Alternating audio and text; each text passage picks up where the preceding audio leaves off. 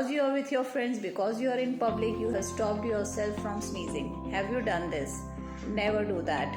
It's wrong. You may cause lot of damage to your body.